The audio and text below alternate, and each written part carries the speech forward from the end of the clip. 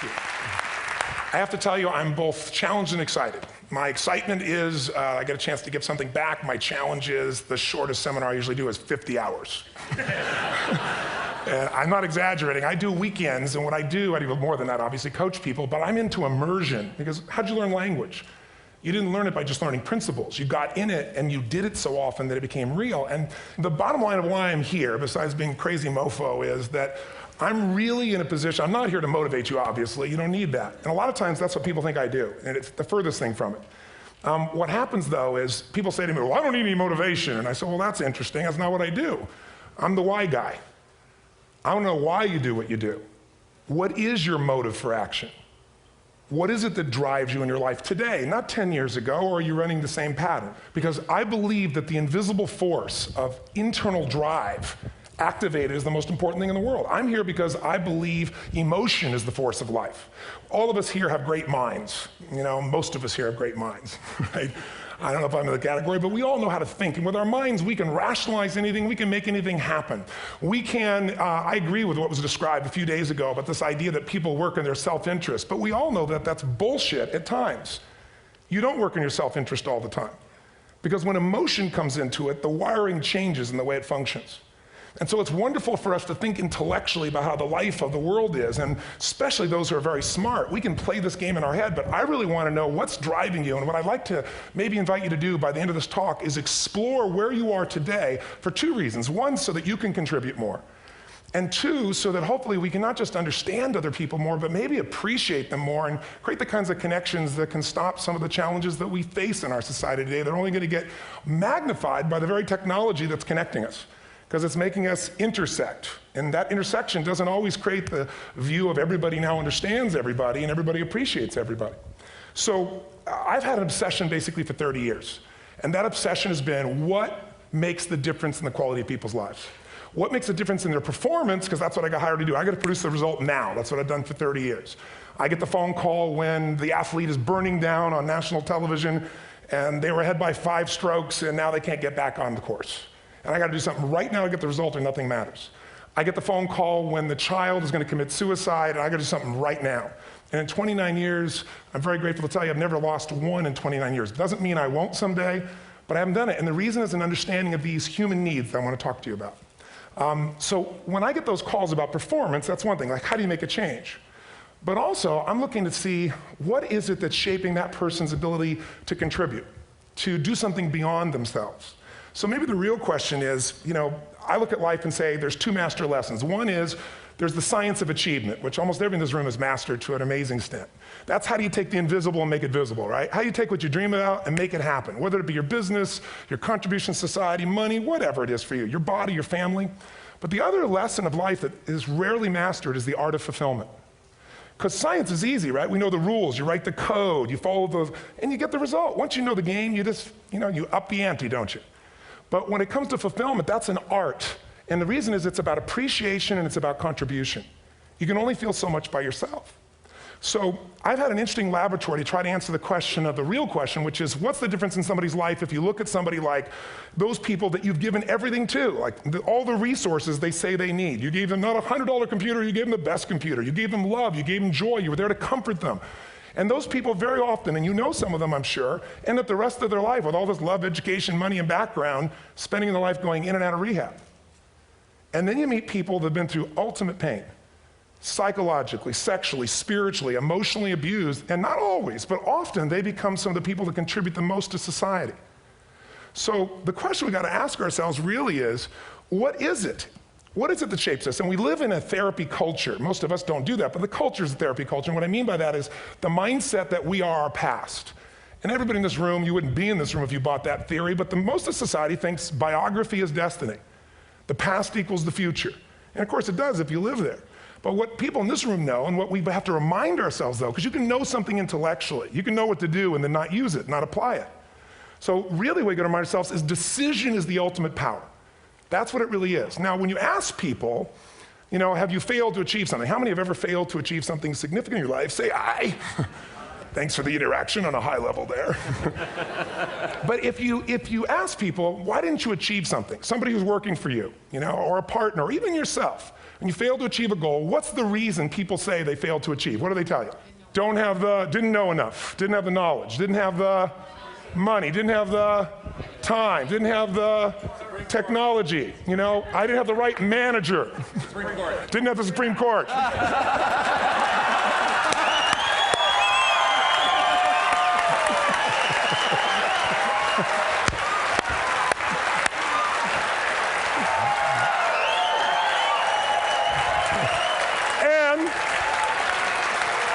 And what do all those, including the Supreme Court, have in common? They are a claim to you missing resources. And they may be accurate. You may not have the money. You may not have the Supreme Court. But that is not the defining factor.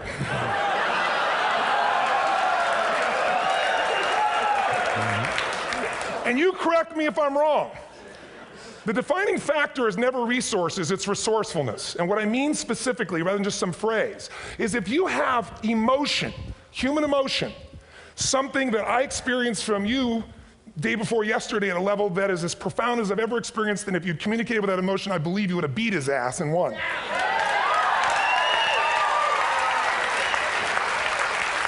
But how easy for me to tell him what he should do. Idiot, Robbins. But I know when we watched a debate, at that time, there were emotions that blocked people's ability to get this man's intellect and capacity and the way they came across to some people in that day. Because I know people that wanted to vote in your direction and didn't, and I was upset. But there was emotion that was there. How many know what I'm talking about here? Say I. So emotion is it, and if we get the right emotion, we can get ourselves to do anything. We can get through it. If you're creative enough, playful enough, fun enough, can you get through to anybody, yes or no? If you don't have the money, but you're creative and determined enough, you find the way. So this is the ultimate resource, but this is not the story that people tell us, right? The story people tell us is a bunch of different stories. They tell us we don't have the resources, but ultimately, if you take a look here, flip it up if you would. They say, what are all the reasons they have in common? We've said that. Next one, please. He's broken my pattern, that son of a bitch. But I appreciated the energy, I'll tell you that. What determines your resources? We've said decisions shape destiny, which is my focus here. If decisions shape destiny, what determines it is 3 decisions. What are you going to focus on? Right now, you have to decide what you're going to focus on. In this second, consciously or unconsciously, the minute you decide to focus on something, you got to give it a meaning. And whatever that meaning is produces emotion. Is this the end or the beginning? Is God punishing me or rewarding me, or is this the roll of the dice? And emotion then creates what we're going to do, or the action. So think about your own life, the decisions that have shaped your destiny. And that sounds really heavy, but in the last 5 or 10 years, 15 years, haven't there been some decisions you've made that if you made a different decision, your life would be completely different? How many can think of one, honestly? Better or worse? Say I. So the bottom line is maybe it was where to go to work and you met the love of your life there. Maybe it was a career decision. I know the Google geniuses I saw here. I mean, I understand that their decision was to sell their technology at first. What if they made that decision versus to build their own culture? How would the world be different? How would their lives be different? Their impact. The history of our world is these decisions. When a woman stands up and says, no, I won't go to the back of the bus, she didn't just affect her life. That decision shaped our culture. Or someone standing in front of a tank. Or being in a position like Lance Armstrong and someone says to you, you got testicular cancer. That's pretty tough for any male, especially if you ride a bike. Right? You got it in your brain, you got it in your lungs. But what was his decision of what to focus on? Different than most people. What did it mean? It wasn't the end, it was the beginning. What am I going to do? He goes off and wins 7 championships he never won once before the cancer because he got emotional fitness, psychological strength. That's the difference in human beings that I've seen of the 3 million I've been around. Because that's what my lab. I've had 3 million people from 80 different countries that I've had a chance to interact with over the last 29 years. And after a while, patterns become obvious. You see that South America and Africa maybe connect in a certain way, right? Other people say, oh, that sounds ridiculous. It's simple. So what shaped Lance, what shapes you? 2 invisible forces, very quickly. 1, state. We all have had times. Have you had a time you did something and after you did it, you thought to yourself, I can't believe I said that. I can't believe I did that. That was so stupid. Who's been there? Say I. Have you ever done something after you do it, you go, that was me. Right? It wasn't your ability, it was your state. Your model of the world is what shapes you long term. Your model of the world is the filter. That's what's shaping us. That's what makes people make decisions. When we want to influence somebody, we got to know what already influences them. And it's made up of 3 parts, I believe. First, what's your target? What are you after? Which I believe it's not your desires. You can get your desires to goals. How many of you got a goal or desire and thought, is this all there is? How many have been there? Say aye. So it's needs we have. I believe there are 6 human needs. Second, once you know what the target that's driving you is and you uncover it for the truth, you don't form it, you uncover it. Then you find out what's your map. What's the belief systems that are telling you how to get those needs? Some people think the way to get those needs is destroy the world. Some people is to build something, create something, love someone. And then there's the fuel you pick. So very quickly, 6 needs, let me tell you what they are. First one, certainty. Now these are not goals or desires, these are universal. Everyone needs certainty that they can avoid pain and at least be comfortable. Now how do you get it? Control everybody, develop a skill, give up, smoke a cigarette. And if you got totally certain, ironically, even though we all need that, like if you're not certain about your health or your children or money, you don't think about much more. You're not sure the ceiling's gonna hold up, you're gonna listen to any speaker.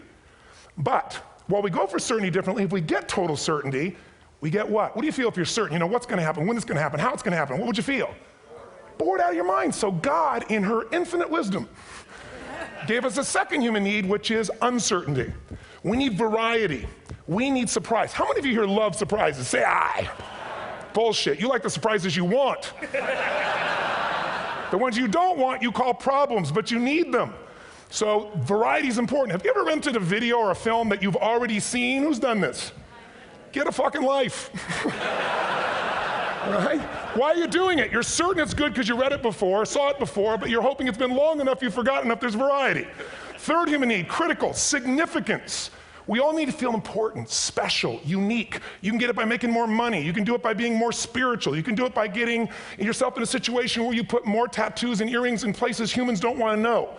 Whatever it takes. The fastest way to do this, if you have no background, no culture, and no belief in resources or resourcefulness, is violence. If I put a gun to your head and I live in the hood, instantly I'm significant. 0 to 10, how high? 10. How certain am I you're going to respond to me? 10. How much uncertainty? Who knows what's going to happen next? Kind of exciting, like climbing up into a cave and doing that stuff all the way down there. Total variety and uncertainty. And it's significant, isn't it? So you're willing to risk your life for it. So that's why violence has always been around and will be around unless we have a consciousness change as a species. Now you can get significance a million ways, but to be significant, you got to be unique and different. Here's what we really need. Connection and love, fourth need. We all want it. Most people settle for connection because love's too scary. Don't want to get hurt. Who here has ever been hurt in an intimate relationship? Say aye. If you don't raise your hand, you'll have about other shit too, come on. And you're going to get hurt again. Aren't you glad you came to this positive visit? But here's what's true, we need it. We can do it through intimacy, through friendship, through prayer, through walking in nature. If nothing else works for you, get a dog. Don't get a cat, get a dog, because if you leave for 2 minutes, it's like you've been gone for 6 months when you show back up again 5 minutes later, right? Now these first 4 needs, every human finds a way to meet. Even if you lie to yourself, even if you have split personalities. But the last 2 needs, the first 4 needs are called the needs of the personality, is what I call it. The last 2 are the needs of the spirit. And this is where fulfillment comes. You won't get fulfillment from the first 4. You'll figure a way, smoke, drink, do whatever, meet the first 4. But the last 2, number 5, you must grow. We all know the answer here. If you don't grow, you what? If a relationship's not growing, if a business is not growing, if you're not growing, it doesn't matter how much money you have, how many friends you have, how many people love you, you feel like hell. And the reason we grow, I believe, is so we have something to give of value. Because the 6th need is to contribute beyond ourselves. Because we all know, corny as it sounds, the secret to living is giving. We all know life's not about me, it's about we. This culture knows that, this room knows that. And it's exciting. When you see Nicholas up here talking about his $100 computer, the most passionate, exciting thing is here's a genius, but he's got a calling now. You can feel the difference in him, and it's beautiful. And that calling can touch other people. In my own life, my life was touched because when I was 11 years old, Thanksgiving, no money, no food, and we're not gonna starve, but my father was totally messed up. My mom was letting him know how bad he messed up. And somebody came to the door and delivered food. My father made 3 decisions. I know what they were briefly. His focus was, this is charity. What does it mean? I'm worthless. What I gotta do? Leave my family, which he did. The time, one of the most painful experiences of life. My 3 decisions gave me a different path. I said, focus on, there's food, what a concept, you know? Second, but this is what changed my life. This is what shaped me as a human being. Somebody's gift, I don't even know who it is. I thought, my father always said, no one gives a shit. And all of a sudden, somebody I don't know, they're not asking for it, this is giving our family food, looking out for us. It made me believe this. What does it mean? That strangers care. And what that made me decide is, if strangers care about me and my family, I care about them. What am I gonna do? I'm gonna do something to make a difference. So when I was 17, I went out one day on Thanksgiving. It was my target for years, have enough money to feed 2 families. Most fun thing I ever did in my life, most moving. Then next year I did 4, and I didn't tell anybody what I was doing. Next year, 8. I wasn't doing it for brownie points, but after 8, I thought, shit, I could use some help. So sure enough, I went out, and what did I do? I got my friends involved, and I grew companies, and then I got 11 companies, and I built a foundation. Now, 18 years later, I'm proud to tell you, last year we fed 2 million people in 35 countries through our foundation, all during the holidays, Thanksgiving, Christmas, in all the different countries around the world. It's been fantastic. Thank you. So I don't tell you that to brag, I tell you because I'm proud of human beings because they get excited to contribute once they've had the chance to experience it, not talk about it. So finally, I'm about out of time, the target that shapes you, here's what's different about people. We have the same needs, but are you a certainty freak? Is that what you value most, or uncertainty? This man here couldn't be a certainty freak if he climbed through those caves. Are you driven by significance or love? We all need all 6, but whatever your lead system is tilts you in a different direction. And as you move in a direction, you have a destination or destiny. The second piece is the map. Think of that as the operating system tells you how to get there. And some people's map is, I'm gonna save lives even if I die for other people, and they're a fireman. Somebody else says, I'm gonna kill people to do it. They're trying to meet the same needs of significance, right? They want to honor God or honor their family, but they have a different map. And there are 7 different beliefs. I can't go through them because I'm done. The last piece is emotion. I say one of the parts of the map is like time. Some people's idea of a long time is 100 years. Somebody else says is 3 seconds, which is what I have. And the last one I've already mentioned that felt you. If you got a target and you got a map, and let's say, I can't use Google because I love maps, and they haven't made it good for Macs yet. So if you use MapQuest, how many have made this fatal mistake of using MapQuest at some time? You use this thing and you don't get there. Well, imagine if your beliefs guarantee you can never get to where you want to go. The last thing is emotion. Now here's what I'll tell you about emotion. There are 6,000 emotions that we all have words for in the English language, which is a linguistic representation, right? It changes by language. But if your dominant emotions, if I have more time, I have 20,000 people or 1,000, and I have them write down all the emotions that they experience in an average week. And I give them as long as they need. And on one side, they write empowering emotions, the other is disempowering. Guess how many emotions people experience? Less than 12. And half of those make them feel like shit. So they got 5 or 6 good frickin' feelings, right? It's like they feel happy, happy, excited, oh shit, frustrated, overwhelmed, depressed. How many of you know somebody who no matter what happens finds a way to get pissed off? How many know somebody like this? Or no matter what happens, they find a way to be happy or excited. How many know somebody like this? Come on. When 9/11 happened, and I'll finish with this, I was in Hawaii. I was with 2,000 people from 45 countries. We were translating 4 languages simultaneously for a program that I was conducting for a week. The night before was called Emotional Mastery. I got up, had no plan for this, and I said, we had all this fireworks, I do crazy shit, fun stuff. And then at the end I stopped, and I had this plan I was gonna say, but I never do what I'm gonna say. And all of a sudden I said, when do people really start to live? When they face death. And then I went through this whole thing about if you were gonna get off this island, if 9 days from now you were gonna die, who would you call, what would you say, what would you do? One woman, well that night is when 9/11 happened. One woman had come to the seminar, and when she came there, her previous boyfriend had been kidnapped and murdered. Her friend, or her new boyfriend, wanted to marry her, and she said no. He said, if you leave and go to that Hawaii thing, it's over with us. She said it's over. When I finished that night, she called him and left a message, true story, at the top of the World Trade Center where he worked, saying, honey, I love you. I just want you to know, I want to marry you. It was stupid of me. She was asleep, because it was 3 a.m. for us, when he called her back from the top and said, honey, I can't tell you what this means.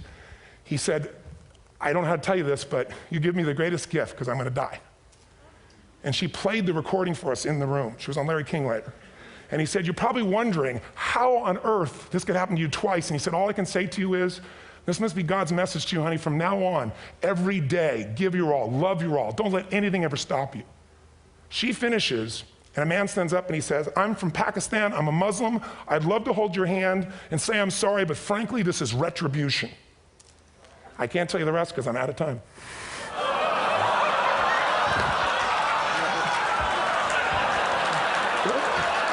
Are you sure? Finish the story.